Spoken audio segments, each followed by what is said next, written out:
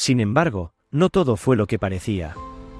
Detrás de cada línea escrita y de cada oración susurrada, había secretos mucho más intrincados y ambiguos.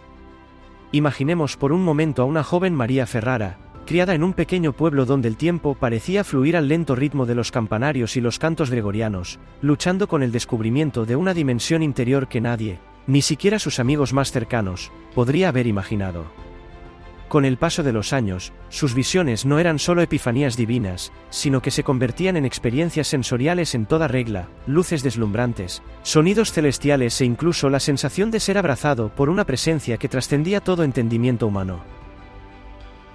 Esta intensidad interior llevó a María a aislarse del mundo común, encontrando en espacios silenciosos, entre antiguos claustros y bosques centenarios, una especie de laboratorio espiritual en el que experimentar y poner en práctica esa voluntad divina, de la que hablaba en sus escritos. Documentos encontrados en archivos antiguos sugieren que, durante esos años, la mística pasaba noches enteras escribiendo en cuadernos desgastados por el tiempo, anotando no solo sus visiones, sino también conversaciones imaginarias con personajes bíblicos y santos olvidados. Estos cuadernos, ahora dispersos y fragmentarios, alimentan el misterio, serían la clave para comprender plenamente la evolución de su pensamiento y el motivo por el que la Iglesia, aunque temerosa de los riesgos doctrinales, decidió iniciar un proceso de beatificación. La historia de su vida no se limita a una sucesión de acontecimientos milagrosos, sino que está entrelazada con episodios de conmovedora humanidad y ardiente pasión por la verdad. Una curiosa anécdota se refiere a una reunión secreta que tuvo lugar en una pequeña capilla abandonada en las colinas del sur, donde algunos de sus más fervientes discípulos se reunieron para discutir confidencialmente revelaciones y misterios espirituales. Allí se cuenta que un anciano sacerdote, ya fallecido, les confió que María no era solo un mero instrumento de lo divino, sino un verdadero puente entre el mundo terrenal y el celestial. Este testimonio, aunque no fue reconocido oficialmente, circuló en círculos heréticos y alimentó aún más dudas entre los jerarcas. Pero la historia toma un giro aún más intrigante cuando se examina el papel crucial de la diócesis de Riverside, en Estados Unidos. Aquí apareció como campeón de la doctrina Monseñor Paolo Rinaldi, hombre conocido por su rigor y profunda devoción. Su carta, que prohibía la difusión de los escritos de María, iba acompañada de un análisis detallado de los pasajes más controvertidos del Libro del Cielo. Según Rinaldi, la insistencia del místico en proclamar una aniquilación total del ego humano podría llevar a los fieles a renunciar al libre albedrío, un concepto que, para él, representaba el núcleo del amor y la misericordia divinos. Pero, en realidad, detrás de esta aparente defensa de la tradición, había también motivos políticos y personales. Algunas fuentes cercanas al obispo sostienen que Rinaldi temía la influencia de una nueva corriente espiritual que pudiera erosionar su autoridad y la de la jerarquía local. Paralelamente a estas tensiones, se desarrolló entre los seguidores de María Ferrara un ferviente movimiento que reivindicaba el derecho a interpretar los mensajes divinos de forma personal, sin la intermediación de instituciones demasiado rígidas. Estos guardianes de la luz, como se llamaban a sí mismos, organizaban reuniones nocturnas en las que discutían los misterios de la voluntad divina, tratando de captar los matices y significados ocultos en los textos del místico. Uno de los momentos más memorables fue cuando, durante una de estas asambleas, se reveló un manuscrito secreto. Este documento, escrito con una elegante caligrafía y salpicado de símbolos enigmáticos, parecía delinear un camino espiritual alternativo, casi una escuela de iluminación, invitando a los fieles a trascender las convenciones y abrazar una forma más directa de comunión con lo divino. La polémica que siguió fue inmediata y abrumadora. Por un lado, se hablaba de una innovación revolucionaria capaz de despertar una fe más auténtica y personal. Por otra parte, existía el temor de que esta escuela pudiera degenerar en una especie de culto herético, alejado de los cánones tradicionales. Los medios de comunicación eclesiásticos de la época, siempre atentos al más mínimo signo de desviación, dieron amplia cobertura a este debate, contribuyendo a crear un aura de misterio en torno a la figura de María Ferrara. Mientras la Iglesia intentaba asimilar las implicaciones teológicas de sus escritos, también surgieron rumores de intrigas internas y luchas de poder.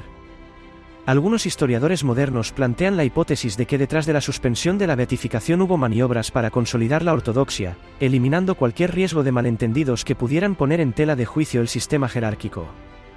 En este contexto, la figura de María Ferrara se convirtió casi en un símbolo, una especie de desafío espiritual lanzado a un sistema que ya era rígido y, a veces, opresivo. Una de las curiosidades más fascinantes se refiere a la correspondencia entre algunos de sus discípulos y estudiosos teológicos de la época. En cartas inéditas leemos un acalorado intercambio de ideas y dudas que revelaban una profunda tensión entre el deseo de abrazar una nueva espiritualidad y el miedo a caer en errores que pudieran amenazar la estabilidad de la fe católica. Estos testimonios, encontrados en archivos polvorientos, ofrecen una visión íntima de lo que fue una batalla interna, hecha de pasiones, contradicciones, y sobre todo, una búsqueda incansable de la verdad. El aspecto humano de María Ferrara, a menudo pasado por alto en favor de su lado místico, es igualmente sorprendente. Se dice que, a pesar de sus visiones y su absoluta dedicación a Dios, María era capaz de una inmensa empatía hacia los demás. Su vida cotidiana, hecha de pequeños gestos de caridad, visitas a los enfermos y consuelos a los desesperados, contribuyó a crear una imagen de santidad accesible y tangible. Precisamente por eso, muchos de sus seguidores se identificaron con ella no solo como una mística, sino como una guía moral, una confidente capaz de traer luz incluso a los momentos más oscuros. A lo largo de las décadas, la figura de María Ferrara se transformó, adquiriendo matices e interpretaciones diferentes según el contexto cultural e histórico. En algunas comunidades, fue vista como un arquetipo de la mujer fuerte y rebelde, capaz de desafiar las convenciones y afirmar una nueva visión de la fe. En otros, sin embargo, permaneció como la imagen de una santa frágil, casi víctima de un destino cruel que le había negado el reconocimiento oficial a pesar de su indudable intensidad espiritual. Esta ambivalencia ha contribuido a mantener viva la discusión sobre su obra, alimentando debates que todavía dividen al mundo eclesiástico hoy en día. Y luego, hay quienes sostienen que detrás de la suspensión de la beatificación no hay solo una cuestión de doctrina, sino también una cuestión de tiempo y de contexto histórico. Tal vez, en una época en la que la Iglesia intentaba restablecer límites claros entre la innovación espiritual y el respeto a la tradición, la figura de María Ferrara se presentaba como un desafío demasiado grande para aceptar.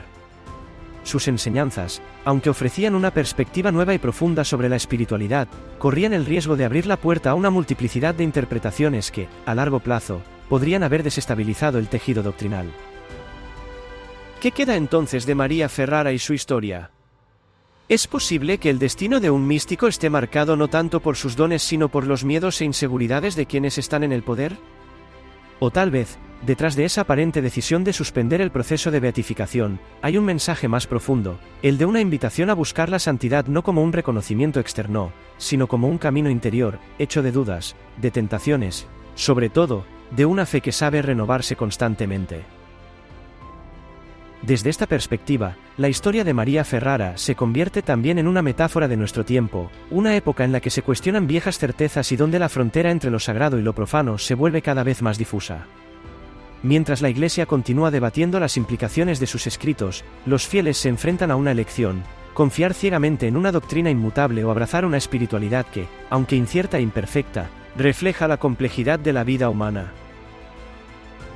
Tal vez la verdadera pregunta no sea si María Ferrara tenía razón o no, sino si nuestra necesidad de encontrar respuestas definitivas puede, a veces, sofocar la belleza de un viaje de incertidumbre y asombro. El libro del cielo sigue siendo, en cada página, una invitación a mirar más allá de las apariencias, a descubrir lo divino en cada momento y a no temer las contradicciones que, en el fondo, hacen que nuestra existencia sea tan extraordinaria. Así, mientras el debate continúa, la figura de María Ferrara brilla como un faro de luz en un mar de dudas, recordándonos que la búsqueda de la verdad es un camino sin fin, hecho de encuentros, de enfrentamientos y, sobre todo, de una fe que no conoce fronteras. Y quién sabe, tal vez, un día, cuando las sombras de la sospecha se hayan disipado, el mundo finalmente podrá reconocer la grandeza de quienes supieron transformar el dolor y el sufrimiento en un mensaje de esperanza y de amor infinito.